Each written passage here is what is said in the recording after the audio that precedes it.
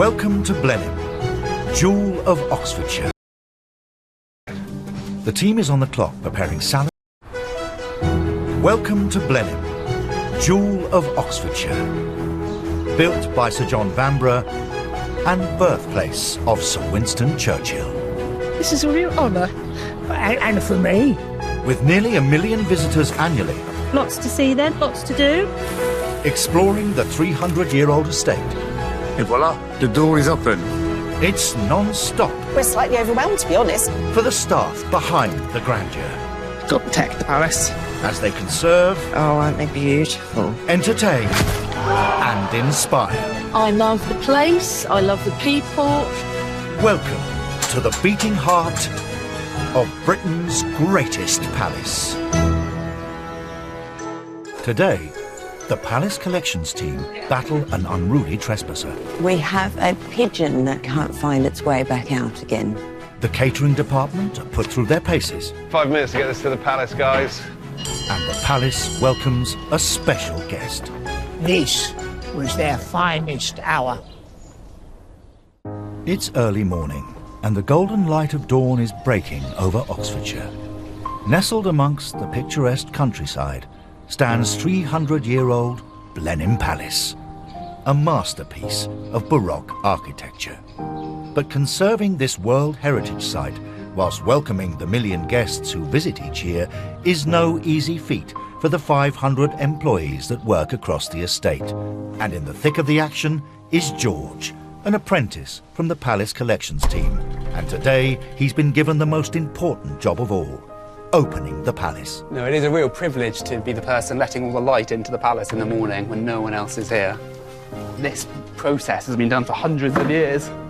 Opening up all the staterooms is a time-consuming task. So it kind of feels like it's your palace and you're opening up for the day. Or at least maybe you're the butler. The historic country house was designed by architect and playwright Sir John Vanbrugh, who was also behind the design of Castle Howard. They say that it was constructed so well that you could shine a laser through the keyholes from one end to the other. So it was sort of a nice anecdote. The first coaches full of visitors are expected to arrive within the hour, and there's still a lot to do. But overnight, there's been a break-in.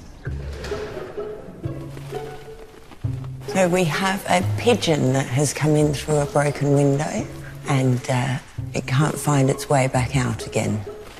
But it's a big issue for us because obviously we don't want the bird to hurt itself, but also their poo is very acidic and so it's very bad for the stone. But for Keeper of Palace Kate, the droppings from the aerial ambush are also a threat to the priceless frocks in the temporary exhibition below. We've got all of these beautiful loans for the exhibition in the palace, and textiles and pigeon poo doesn't really mix. All the dresses are covered up just to protect them. And with thousands of guests coming to see the collection, it's not ideal. So Kate's enlisted the support of the maintenance team, who have supplied her with a few unconventional tools. They nest above the front door, which is one of the reasons we have my handy tool here, which is a Nerf gun, which has just got tiny little soft pellets in it, and we just fire that into the general area where they're nesting, and that seems to disturb them. Although gunning down pigeons isn't the most extreme method at their disposal. We also use a hawk sometimes, just flies around in the general area and then that scares them off. With the guests arriving shortly, there's no time for falconry. But Kate has another unusual approach. I'm going to play some pigeon sounds and see if that entices it. And then hopefully if it comes down, Timmy will catch it for us. Of course. We'll start whispering. Yeah, I don't think that's going to work on this one. Sometimes they can stay in for a few days and then they exhaust themselves. Or they break windows. Or they break windows. It's a constant battle. And it's a battle they are losing. Another one just flew in. Where? Stairwell. Oh no, and there's another one's just flown into the stairwell. So Timmy's going to try and see if he can catch that one for us. Pigeon 2, Kate and the team, nil. Across the estate, With less than an hour until guests arrive, everyone is busy preparing the palace for opening. And for the catering department, keeping shelves stocked across the site's 4 eateries is a challenging task. We have a lunch menu, and then we're most famous for our afternoon teas. Our scones are probably the best part. They're all homemade by our chefs every single day, and they're amazing. And since today is an especially busy day, with 30 minutes until open, Head of Catering Jack is in the hub kitchen on the far side of the estate at Park Farm. Morning, morning. Keeping things on track. Barney, can we make sure that we just get this all out straight away, please, mate? Straight now? Yeah. The team is on the clock preparing salads, baguettes and sweet treats for over 2,000 guests expected to arrive imminently. Kate, how you doing? Hi, Jack. Flapjacks, I presume? Yep, absolutely. How many are you making today? 250 portions. Nice. It's a massive job for the 20 kitchen staff across the site, who each have to create hundreds of meals a day. Finish out the beef and horseradish baguettes. Brilliant. But keeping all the ingredients locally sourced is a huge challenge. This is all the produce that's come down from our gardens. Asparagus, rosemary, mint. This is wild garlic. Where we want to be is all our produce is within a 20-mile radius. We're probably about 60% at the moment. But empty shelves are the worst-case scenario, and the clock is still ticking. 5 minutes to get this to the palace, guys.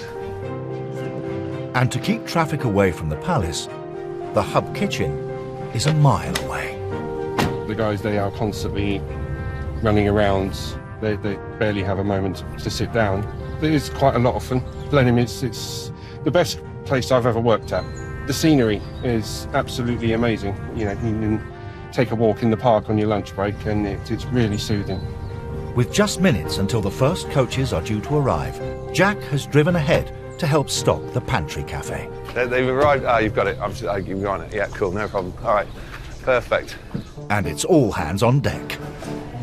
We're always on tight 10 o'clock because we've got lots of people coming in. We don't want lots of movement and stuff like that, so I'll jump in if I need to. Sell about 400 salads a week and about 1,500 sandwiches. The produce comes up twice a week, and then, yeah, we turn it around within 24, 48 hours. It's, you know, this is made this morning. It goes out, it gets sold. Happy days. And with moments to go, the pantry cafe is ready for guests. And though the resident ducks are keen to be first in the queue, they'll just have to wait their turn. However, back at the palace, not all the birds are being so cooperative. We have a pigeon that can't find its way back out again. And with the first round of coaches and cars arriving, the pressure to catch it is on. These morning groups are heading straight for the Great Hall.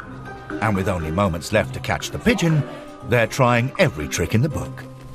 Ryan's bought some hot cross buns to try and entice it down. So hopefully... Oh, I'd go for hot cross. I know. And it seems the pigeon couldn't resist either. Timmy, well done! The tiny little hole in the stone. And so Timmy did very well to catch him.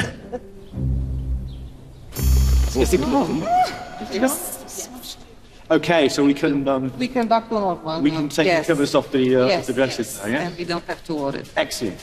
The pigeon has gone for now, and it's just in time. As the visitors flock towards the palace, the mannequins can have their protective covers removed and the dresses revealed, ready for the first group arriving at the main doors. Coming up, Jack goes in search of produce. We need so much more lettuce this year. And the events team are ready to party. Right, come on, it's tradition. Let's do the first selfie.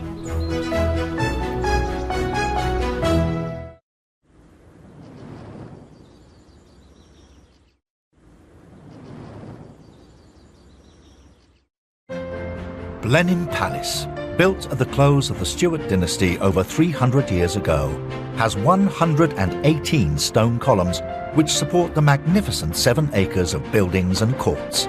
And since 1950, they have opened their doors to welcome visitors. Have you been before? No. Oh, lots to see then, lots to do. Lovely, thank you. Enjoy. Hi, good morning, welcome to Blenheim. I think it's the first we've seen it be very busy. Hi, good morning. But it's okay, we should be good because we've got everybody in their positions and everything's, hectic, but it's okay. We'll run through it. Hi. Dad. The audio guides, if you just go to the left. Hello, welcome. Guests from all over the world add the ancestral home of the Duke of Marlborough to their travel itinerary.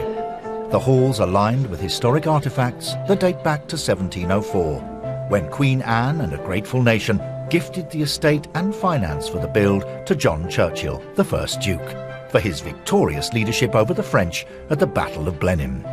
In the staterooms, the Marlborough tapestries tell the story that changed the fortunes of Europe, and with so much to learn, they'll need a helping hand. We need 40 Japanese, if you wouldn't mind. 40? Japanese. Yeah.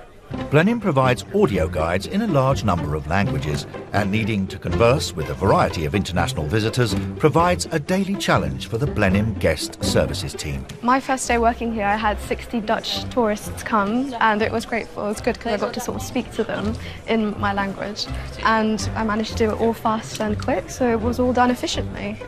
But yeah, we're not always that lucky. That was just a one-off. Unfortunately, today isn't one of those lucky days, as the audio tours seem to be having problems connecting to the Palace network. Sorry. I think we've got an AP down in the Palace. Whereabouts? Looks like the access point under the Great Hall. It's for the audio guides. The Blenheim IT wizards are constantly monitoring the internet connectivity of the Palace, and the red light could spell problems. Okay, let's go. With the team based at Woodstock Gate, they are only moments from the action. Never a dull moment here at the Palace. That keeps it interesting. But running a historic palace is dependent on modern technology. And though it wasn't designed for the internet age, a crack team of specialists have come up with a system and hidden the evidence below stairs. Shall I go and get the step ladders? Go get the steps up. I'll see if I can spot it. We're looking for wireless AP because it's so difficult to get cabling in the palace itself and the staterooms and the Great Hall. We've come up with an interesting way of beaming the Wi-Fi underneath from the undercroft here, because you've got decent cable trays, easy access, much easier to do cabling. The Wi-Fi signal is not too bad coming up through the floors as opposed to trying to get through the thick stone walls. Right, Michael. I'm pretty sure it's just up here. Ah, here's the culprit, look. He's not working, there's no light. I think we might need to make that end off again, Michael. Looks a bit iffy. Yeah. They didn't have to worry about Wi-Fi signal in the early 18th century when the palace was built. But the 3-foot thick limestone walls won't defeat Av and the gang now. There we go. Hopefully that will resolve our issue. Maybe, Michael, you want to plug it in? Moment of truth, Av. There we go. Hey, well done, voila, Av. we got power. Okay, I'll leave you to put that back up, and I will check and see if it comes back online. So this is the original alarm that we saw. So we should see that turn green once it's online. Well, it's so difficult to run cables, we don't want to damage any of the aesthetics now. There we go. We're green. We're good? Yep. Result. Upstairs in the Great Hall with the Wi-Fi fixed, the 40 Japanese tourists are enjoying their tour. And with everything running smoothly inside again, there's a sense of excitement outside. The huge stage goes over there. It's just superb. There's a real build-up to it. It's really exciting. Nocturne, an annual 4-day music festival held in the Great Court, is starting its build. I've been to quite a few outdoor concerts and in different places, but I think here, with this backdrop, it's absolutely unique, and the sound is just incredible. The series of concerts, which Blenheim has hosted annually since 2015, is a highlight of the events calendar. This year, the 12 acts performing are expected to introduce over 40,000 music lovers to the palace.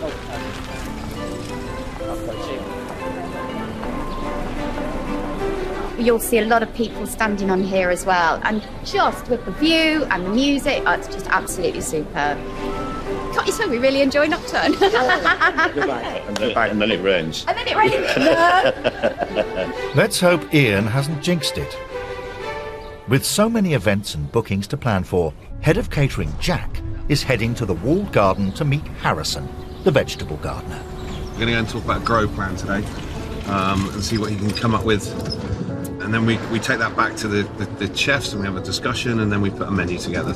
Jack has ambitious plans for this year's crops, but he needs to consult with Harrison, who is responsible for growing all the produce in their own backyard. Harrison? Oh, where is he? If he can only be found. I actually can't find Harrison. The guy doesn't have a mobile, which is good, because it's not on his email address.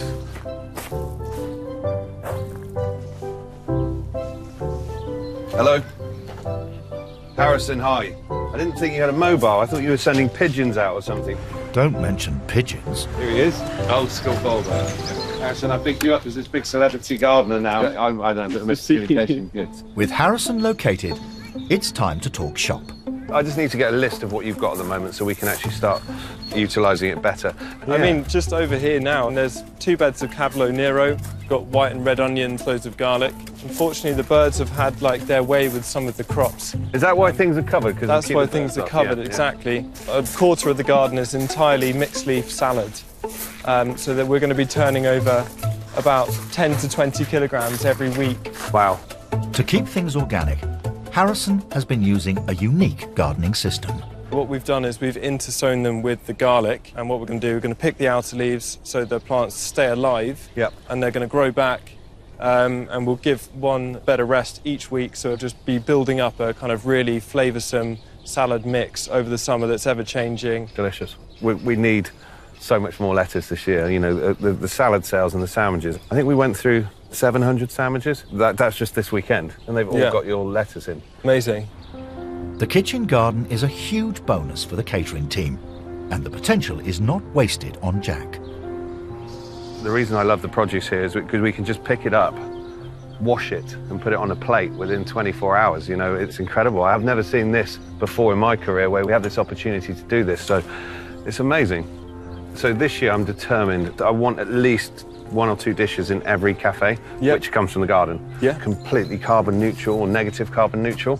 So that might be just a baba ganoush from the aubergines or something with a dip, you know, like a flatbread dip or something. But that's the whole idea. And then we can say, right, this is Blenheim Estate garden produce, and which would be amazing. Yeah, that would be fantastic. Cool. Good. Plan fully formed. It's time to get to it. And Harrison's hard work is just getting started. But he doesn't seem to mind.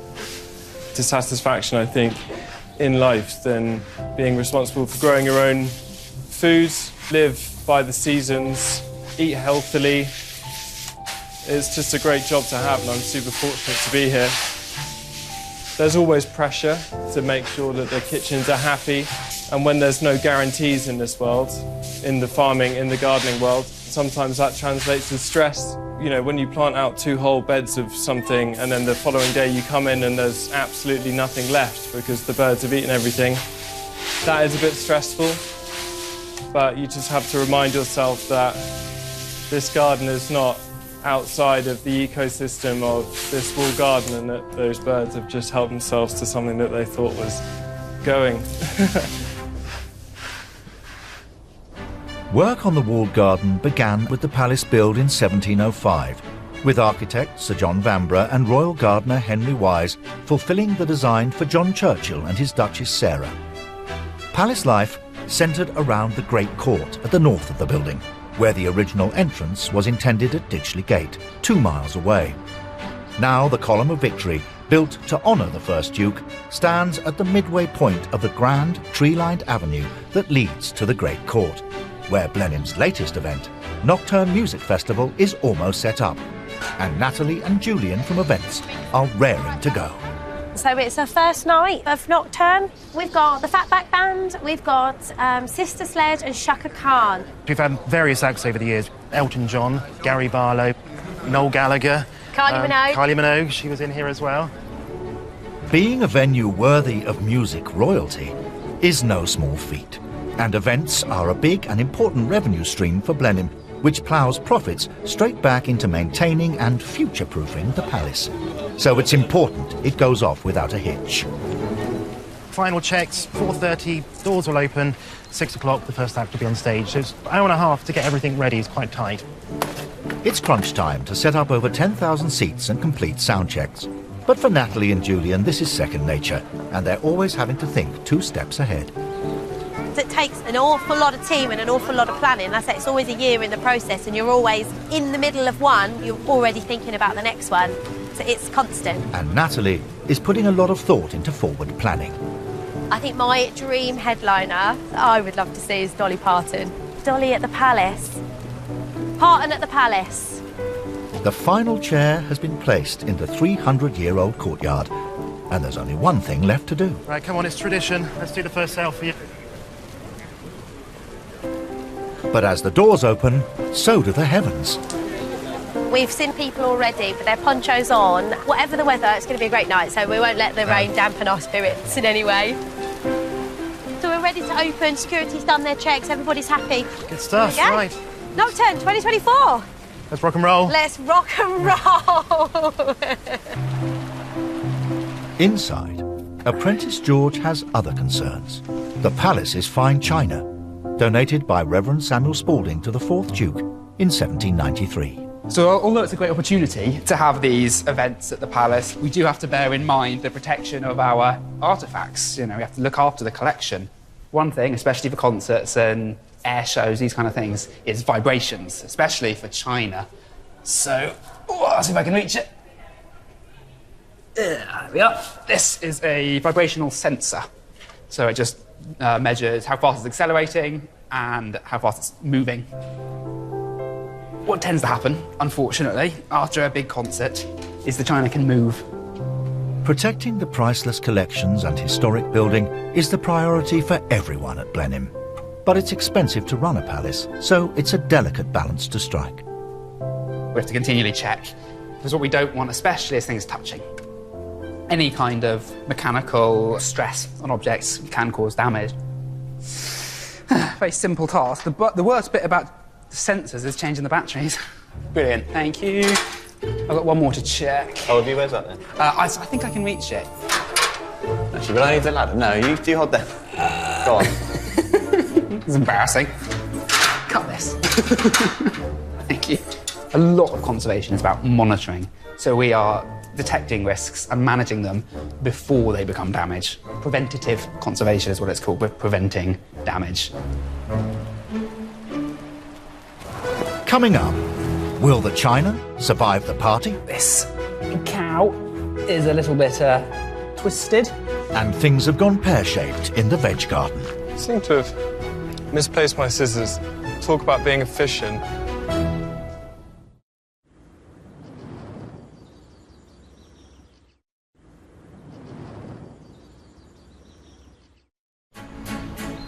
Set in 2,000 acres of Oxfordshire parkland, Blenheim is the only non-royal palace in England, gifted to the Duke of Marlborough by Queen Anne in 1704. Now, with a reputation as one of the finest views in England, Blenheim is a popular choice for event organisers. Tonight, the latest event, Nocturne, a series of music concerts, has its opening night in the Great Court. But the heavens have opened, and with 10,000 attendees, it's a serious safety concern. So Monty is at the palace entrance to deal with any arising issues. I don't think the weather's going to get any better, but yeah, we're still keeping an eye out in case anything happens on the ground, like first aid incidents or anything in the wet weather. There's lots of ducks out, and there's lots of geese as well. Of course, they actually enjoy the wet. They're quite friendly, although I wouldn't put my hands near them personally. Might try and eat your fingers. With their fingers still intact and the rain not letting up, Monty is being supported by Natalie, who is ferrying guests to and from the car park. It's a service they offer rain or shine, but unsurprisingly, it's very popular today. We offer a buggy service from Blue Badge disabled parking, or generally accessible parking, back down to the palace. I love the place, I love the people, I love the public. It's made me a better person. It's the most me I've ever been in a job, and can't see me ever doing anything else, really. With guests of all ages filling the Great Court and surrounding hospitality areas, and with the stunning setting offering a fabulous backdrop for social media posts, even in the rain, the IT crowd are keeping a close eye on the bespoke network they've installed for Nocturne. That's a map of the entire event and all the access points and all the infrastructure that's keeping it going. We're running without any backups at the moment, just on the primary links. Okay. Fingers crossed it doesn't go down. So as long as it doesn't rain too heavily and we don't have a problem, then we're okay. But the weather is not cooperating, and the inconsistent downpour is threatening to cause issues with the network, and a system outage would spell disaster. So Sarah and the team are performing roaming spot checks. Yeah, at the moment I'm getting a decent speed. I saw it to the traders one. Are you on traders? Yeah. Should be capped at 10. Capped at 10, yeah, I'm getting Yeah. 10.5 then.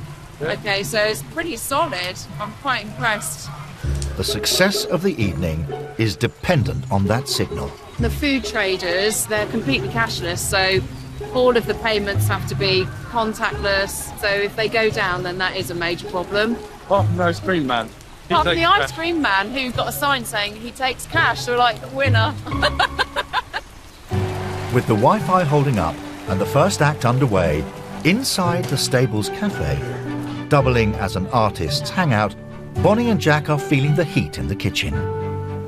So each night I'm given a sheet like this and it tells me exactly who's having the main course and any dietary requirements. So I know what I'm doing. With the team stretched across the event, Jack and Bonnie are getting stuck in, as the 60 guests are looking forward to a hot meal before they step out on stage. That's the first chicken. You can also take The veg. veggies and just wait for the potatoes. at the moment. Potatoes. It's all go. But this hasn't stopped the team putting together a menu worthy of the A-list artists. Chaka Khan, Sister Sledge and the Fatback Band, all playing tonight. Oh no, this is for the ice cream. Oh, he might mess up. Oh, messed up my salads.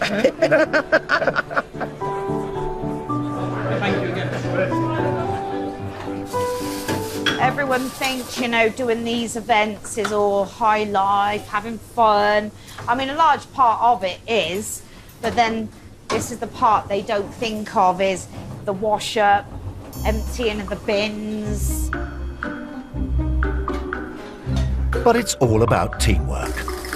I can remember when Jack first started, it was so nice just having that senior manager come in and just really want to improve it. You know, Jack does Employee of the Week, he buys us all sweets.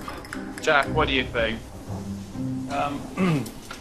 She wants a pay rise, that's what I think. Oh That's why my she's giving me a gosh, compliment. am I getting one? No. No.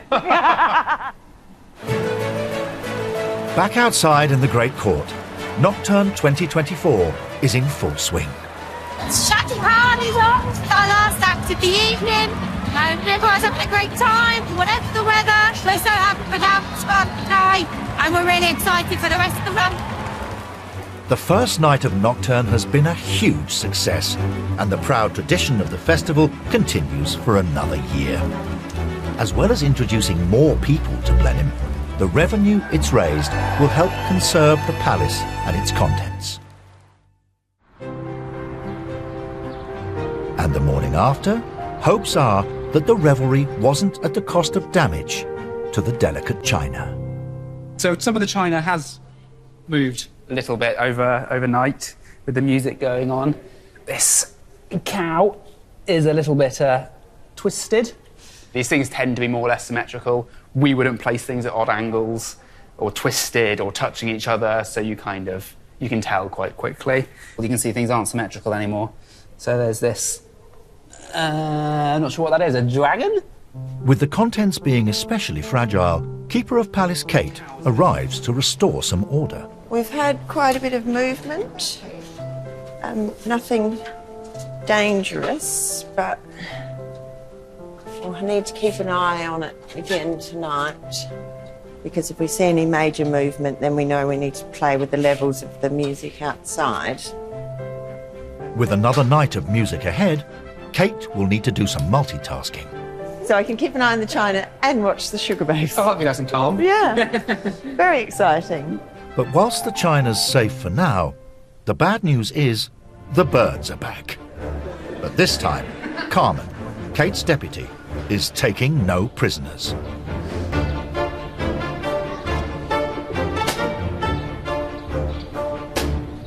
Nailed it. We deal with pigeons every day.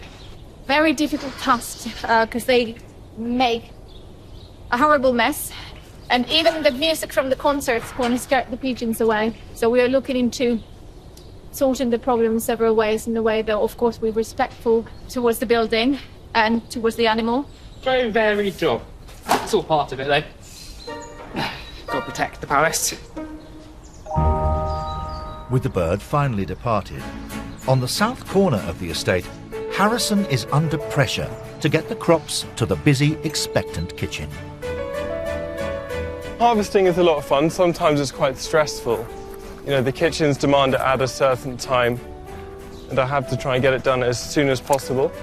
I've got 2 different types of mint, ordinary garden mint and some spearmints. They're going to be used for fresh mint teas, cocktails at the bar. Having the garden on site and able to adapt to the kitchen's demands is a luxury. But it wasn't always like this. When I came here, the garden was basically just bare earth and wasn't being used for anything. And I was able to have the opportunity to pitch to the people here at Blenheim about making this into a productive, abundant space again. Currently, the kitchen garden only scratches the surface of what the kitchens demand. And back in the day, this whole wall garden would have been cultivated. So definitely would like to expand going forwards. The walled garden, which includes its own orchard, is as old as the palace. It covers 8 acres and is enclosed in 14-foot-high stone walls. But there is still a lot to do before the kitchen garden is restored to its former glory. And that progress is slow, as Harrison is often managing the crops alone. I mean, I do have help occasionally, but it's part of the economics of kitchen gardening, is that it's difficult to justify the wage of several people when you could just actually import food cheaper. But we're trying to prove that with a small team, you can do a lot of work and grow a lot of vegetables to try and make it work financially going forward, trying to be hardworking and efficient. As resourceful as Harrison wants to be, sometimes unexpected obstacles arise. I seem to have misplaced my scissors. Talk about being efficient. But with head chef Mark expecting a delivery urgently, he'll need to make do without. It is also possible to just snap off asparagus, although I should be doing this with a knife. If the head gardener saw me now, he'd be horrified. But yeah, we need to get a bigger asparagus patch because currently the kitchens want a couple of 100 asparagus spears twice a week. And this little patch is not quite cutting it at the moment. With his deadline fast approaching, things are going from bad to worse for Harrison. I've just received a text from Mark saying that he isn't able to get a buggy down here for us. Coming up, the palace welcomes a special guest. This is a real honour, and for me. And Carmen, Deputy Collections Manager, reaches new heights. Going up.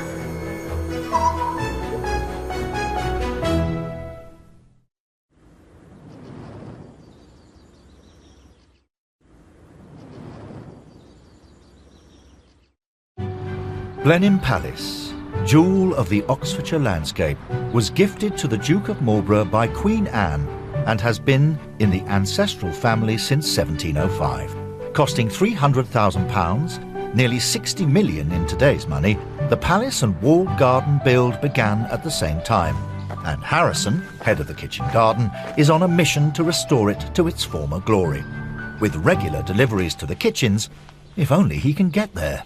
I've just received a text from Mark saying that he isn't able to get a buggy down here for us. We might be able to commandeer one of the vans. Thankfully, he manages to catch a lift with Kate from the gardening team.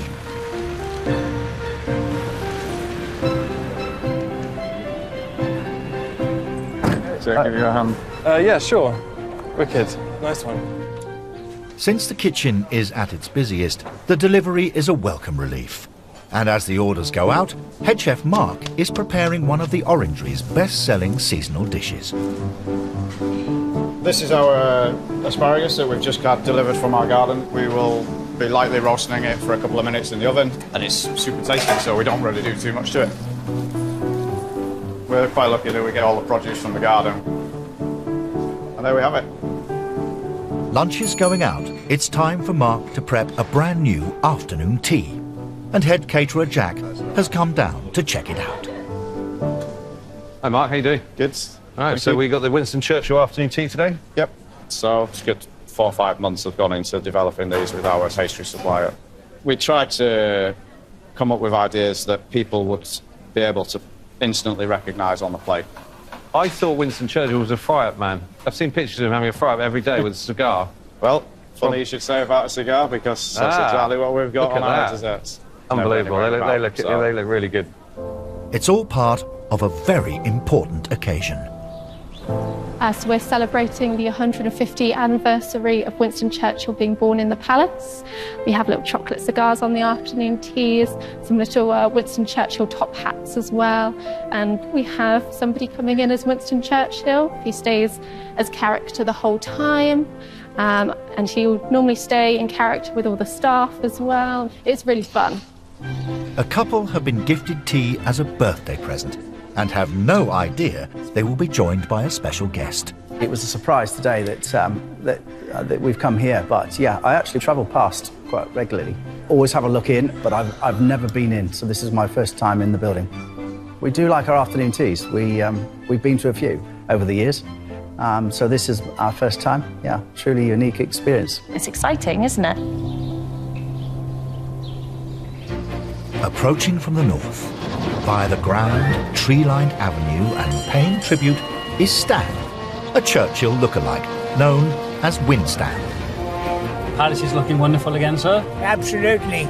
The view across the lake must be one of the best views in England. The group are passionate about bringing history to life. That's where you witnessed the amphibious tanks. Yes, we did a lot of tests before and during the war. The Duke was very agreeable to looking at landing crafts and amphibians here. Helped us no end. Churchill was born at Blenheim unexpectedly when his parents were visiting his grandfather, the 7th Duke, and it became an important place for him all his life. He proposed to his wife, Clementine, in the Temple of Diana, and they spent their honeymoon at the palace. And a classic view. Renowned for his wartime leadership, he was known to pop by when MI5 made Blenheim its headquarters. Today, Winstan brings Churchill's memory to life and is about to give Bruce and his wife a tea time surprise. You never know quite what's going to happen. Ah! Hello. Are you Bruce? I am Bruce. Now, do I understand it's your birthday today? It is. And do you mind me asking how old you are? 21. You're 21. You're looking good on it. I shall be 150 at the end of the year. Yes, would you mind? It's always a great pleasure and privilege to come back here, because you do realise I was born here. But the afternoon isn't complete without Mark's custom-made treats inspired by some of Churchill's favourites. Done a bit of research on it. Obviously, we're lucky that we've got the information to hand, and it's a little bit of a few luxury ingredients. And after months of historical research and menu planning, tea is finally served. You're rather envious of my cigar. Yes, it's quite impressive, isn't it? It's very impressive. Yeah. And the hat. Yes. You managed to extract the poison first in the year. It's a secret, sorry, in my class. It's fair enough, isn't it? Enjoy your afternoon. Thank you very much. Thank you. I do love a good afternoon tea, and for me, it was absolutely brilliant. Food was fantastic, and who'd have thought we would have met the Winston himself, which was a fantastic experience. The guy's knowledge and the way he looks and the way he behaves is exactly like Winston himself. Yeah. Brilliant. But back in the Great Hall, the work of protecting and conserving the palace collections is an ongoing job. And today, with the pigeons finally departed, the palace collections team, Kate and Carmen, are doing their rounds. There's something there that has got my eye, but it looks quite weird to me. Carmen has spotted a potential issue with the painting of the 7th Duchess, Frances. But with it being out of reach of the guests, the cause of the problem is a mystery from ground level. Well, if you're happy, then I'll grab the hoist and then I'll go and have a look. The only way up is the mechanical hoist. But with the West Corridor reaching 20 metres in height, it's not for the faint-hearted. I've always been terrified of heights, always. And I got kind of used to it, but year after year, a little higher, little higher, little higher. The highest that I've been is the Capitol over there. These jobs always gives you different challenges. And we love it.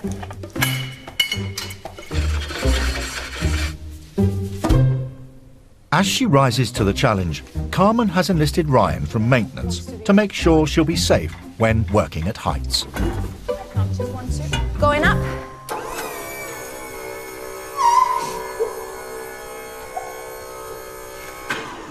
So what are you going to be checking for then? So possible damage just caught my eye. This is new. What is it, a scratch or? No, what I can see are the threads of the canvas, so the paint is completely gone. So I'm going to take a picture and I'm going to check the condition report. I do not recall this. I just wonder if this was one of the pigeons trying to get out, just flying against everything. Those pesky pigeons. Your Grace. But at least there's a silver lining. Very pleasantly surprised on the dust levels, but high level is not that bad. I'm actually very happy about that. Right, shall we check that light, or do you want to do that one first? I think we'll do this one first. Yeah, perfect, let's do that. Assessing the many paintings, statues and artifacts promises to keep them constantly busy, and it's no small responsibility. Yeah, that's much better. With every detail being as important as the last, Can you catch that cobweb? the expert team have their work cut out for them to make sure the palace and collections remain a legacy for future generations. Meanwhile, back outside the orangery with tea finished, it's time for Winston to greet his public and surprise a few more folks. Have you come far? Yorkshire. Yorkshire. Oh, well, that's quite a way. Oh, yes, especially if you've got a walk. And such dignified company as well. That's very, very kind of you to say so. We take it seriously, we like to play a part, we have our roles, we understand historically the importance of that, and we try and recreate that for the public. This is a real honour. And for me. I think it's very important that Churchill's story is told in an authentic way. It's really special for me, and I know for the ladies as well. Yeah, a privilege. Yeah. A great privilege that we take very seriously. Much to the enjoyment of visitors from all over the world. I'm from Texas. Mr. Churchill. You're from Texas? Yeah. Oh, how wonderful. I studied Mr. Churchill from the time I knew myself. Uh-huh. We will win the war by land, sea, and air. And air. And let us therefore brace ourselves to our duties. This was their finest hour. So you have a wonderful day and make it your finest hour. Thank you, Mr. Churchill. Thank you. And with that, it's time for Winston to depart. But with further appearances planned throughout the year, it won't be long before he returns to his beloved Blenheim. Next time, come on. Sean the shepherd intervenes in a family feud. She'd have dropped that and just left it. Social historian Antonia plays hide and seek. The mice are hidden somewhere in the room. And head of innovation, David, lets the dogs out. This is the best selfie moment we've ever had.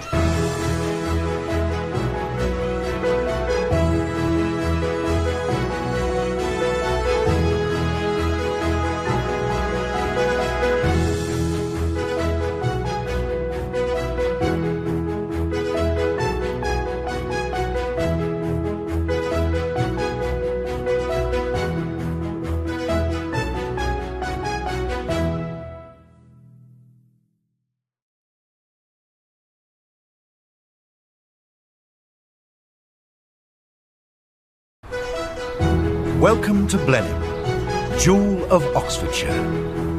Built by Sir John Vanbrugh and birthplace of Sir Winston Churchill. This is a real honour. And for me. With nearly 1 million visitors annually. Lots to see then, lots to do. Exploring the 300-year-old estate. Et voila, the door is open.